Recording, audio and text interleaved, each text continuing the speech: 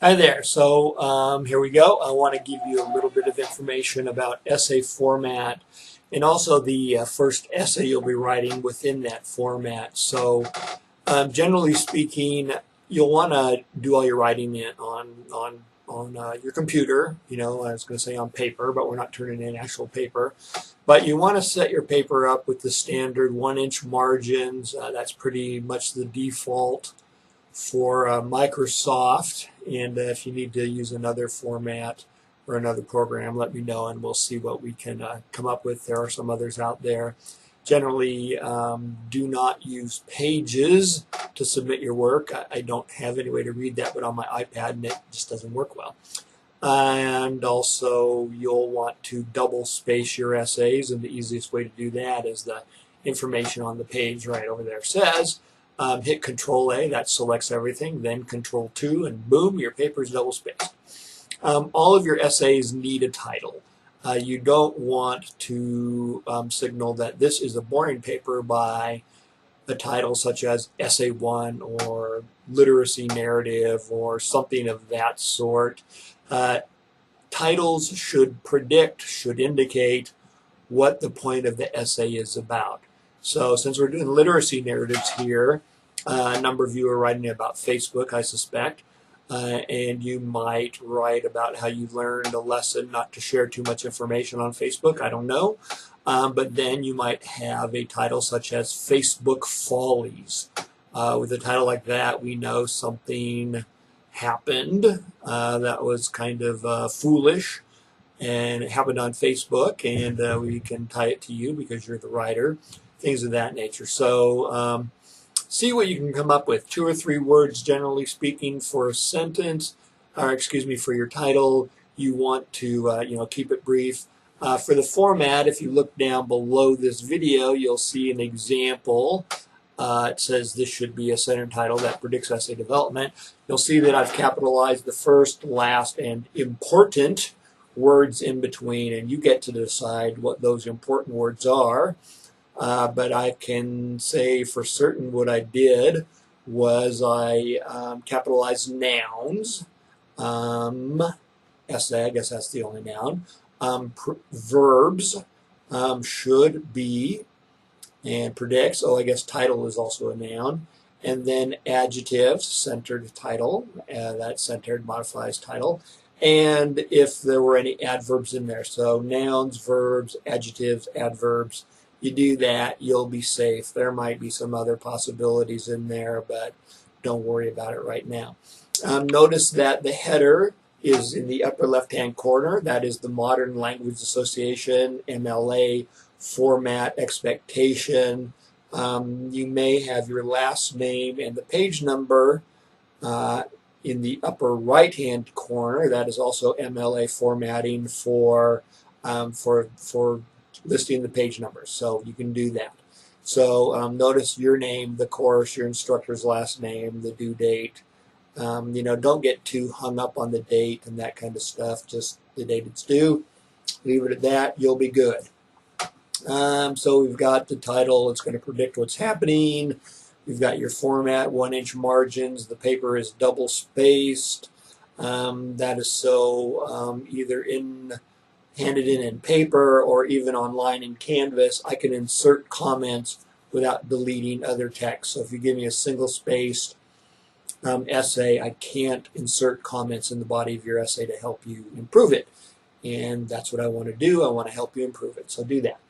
So we've got a format, we've got a title. So fundamentally, you know this, but I'm going to say it anyway. I'm going to say a lot of things you know anyway. There's going to be an introduction, there's going to be a body, there's going to be a conclusion. Excuse me. As you might know, the introduction introduces things, the body develops them, the conclusion concludes things, doesn't just stop. And I'll give you some suggestions for what you want to do with that. The traditional notion of the college introduction is what we call the inverted pyramid. It opens with a hook, some great sentence that you've come up with that just snags your reader and makes them want to keep reading. It provides then background information as this, get my hands up in front of the camera. works down towards the thesis statement, and then at the bottom of that inverted pyramid, that upside down triangle, you have the thesis statement, the claim. Well, that can work, and that's fine, but it's not always the way to do things. So really, and I don't know that I've ever read a professional piece of work or a published piece of work that does that, but it is a functional approach to getting started with writing essays, either as a high school student that you were or the college student you are, but we can definitely go beyond that. What do you want to do? You want to make sure you introduce the topic. Those of you who, again, I'm going to go back to the Facebook example, might provide some background information about the place of Facebook in society and or your life. I mean, there are as many Facebook users as McDonald's has sold hamburgers, it seems. People around the world use Facebook to keep in touch with each other. I've got some friends in China, but it's blocked there. Family in Italy, friends and colleagues around the country. I don't know, there's not another easy way to keep in touch with people, so Facebook is good for that. It's also a massive time suck, so you can say whatever you want, whatever kind of background is going to set up your discussion that you develop in the body of the essay. You want your introduction to lay the groundwork for that, to if you think Facebook is an incredible waste of time, you might tell a brief story about how you, as an individual, before you gave up Facebook, found yourself, getting up and checking it, and checking your phone during class, between class, going home and sitting on the computer, and you found that Facebook was sucking the life out of your life, and because of that, you decided to get rid of it. That's a technology you don't want to use anymore, and whatever. So, you would tell that kind of story. So you want to introduce the topic. You want to keep in mind that you're also introducing yourself, the person behind this paper. So you want to present yourself as being a credible relayer of information. So when we think of that hook, that hook can be anything that interests readers. Traditionally, we think of it as just a single sentence, but the whole paragraph can be your hook. You want to give your reader, a reason to keep reading. So let them know what the topic is, let them know why the topic matters, let them know what it is you're going to address. And generally, the what it is you're going to address is the thesis statement. And in a thesis statement, most college teachers expect you to make a claim. You don't ask a question. You don't do an either or kind of thing. Well, Facebook is both good and bad. No, if Facebook sucks, you're going to have to write Facebook sucks. If Facebook is the most awesome thing for keeping in contact, Facebook is awesome because it allows me to stay in touch with so many people. Whatever it is, don't waver, don't straddle the fence, get right down to it, make a good claim and that your reader can disagree with. And if they disagree, that's fine. Your job is to get them to see that your point of view is worth considering. So let people know what's going on, let them know why it matters, and state it as clearly and explicitly as you possibly can. Okay, so I am going to skip over the generalizations about introductions and conclusions. You can just read that on your own. I am going to skip over the bit about considering audience, as we've touched on a bit of that already, and it's also something you can read on. I don't think it needs any explanation. And so now let us look at introduction and conclusion strategy. A few strategies there. The funnel shaped is the inverted pyramid, matched with the web conclusion. You can build on a scene, an event. So for Facebook, again, you could write about one time when you came home and you went straight to the computer and you blew 5 hours. And you can conclude with, now when you come home, you check your email and you turn off the computer and go live your life in a different way, something like that. Look at those things. Those are possibilities there. Now, the body of your essay, with a narrative, it can follow chronology. It doesn't have to, but generally speaking, it will. So I want to get away from the Facebook example and go to somebody mentioned using Polaroid cameras and that sort of thing. So that one might lend itself to slightly more focused paragraphs and not necessarily chronology, but more item by item kind of things, or time by time kinds of things. What I'm thinking is that some of you may have played with Polaroid cameras and the instant developing film, and what we used to do back in the day is take the cameras, and I was joking in class today that these were the first selfies. This was the first Snapchat or Instagram or Facebook posting of images, really, without all those things, before the internet was widely available to people. But we'd take pictures with that, and you would then take the picture and take a fork or a knife or spoon and scribble all over the picture, and it would smear the film and chemicals around and create a kind of psychedelic picture, if you will. And you would hand those out at your party, take them home as memories, whatever. So the refrigerator was the first Facebook page, and these Polaroids were the first selfies. Who knows?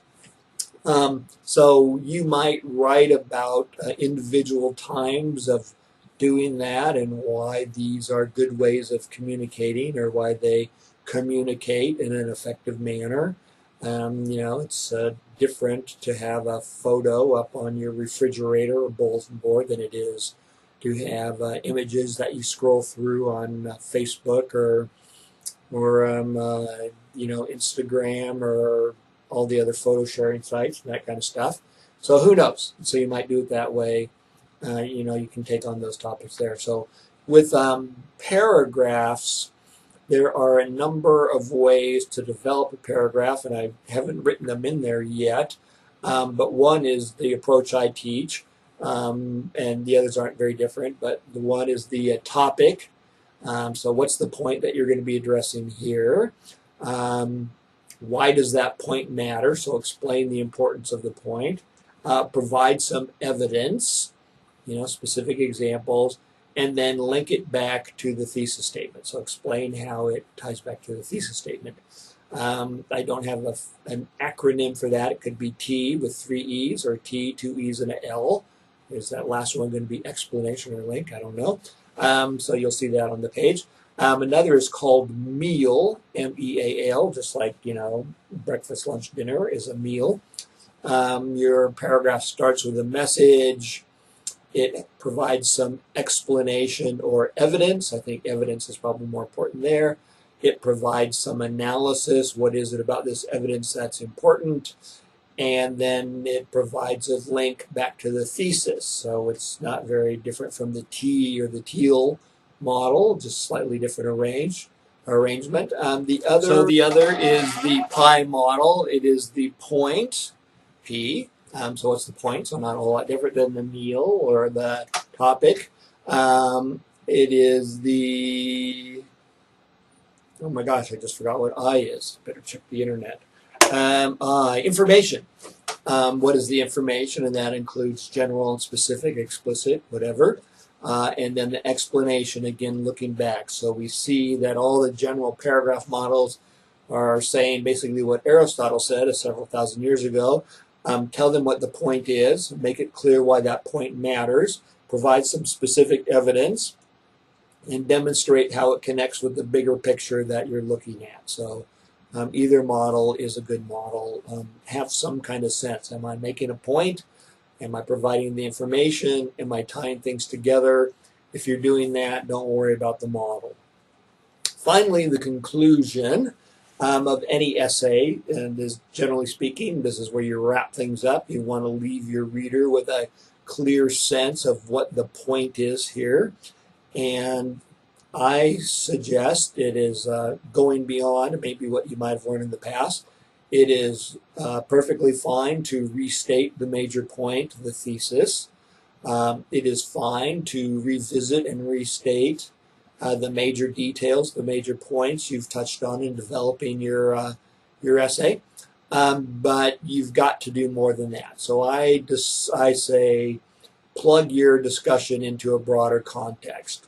If we go with the Polaroid as the first selfie kind of thing, why the heck does that matter? Not so much that, there's nothing new under the sun, though maybe that is your point, but maybe we're really just doing the same thing, capturing memories in images, putting our own mark on them, and saving them for some kind of posterity.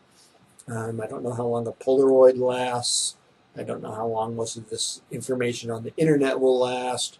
Who knows? So posterity might be limited. But what does either one of those say about human beings that we need reminders of significant or somewhat significant events? And so your explanation there will plug that human need for selfies or Polaroid selfies or whatever, or Facebooking or blogging or all the other stuff people are writing about into some broader context, so why it cares. And really, you want to think of the conclusion as the last chance you have as a writer to get readers to see the validity of your perspective. So do what you can with that. Don't just restate and stop, but do what you can to drive home the importance of the point. Get readers to see things how you want it to be seen, and with luck, they will see it that way. So that is essay format in general and somewhat tied to the first assignment. I hope this wasn't too meandering, probably was boring, but hopefully helpful nonetheless. So if you've got questions, let me know, and good luck with everything. Bye-bye.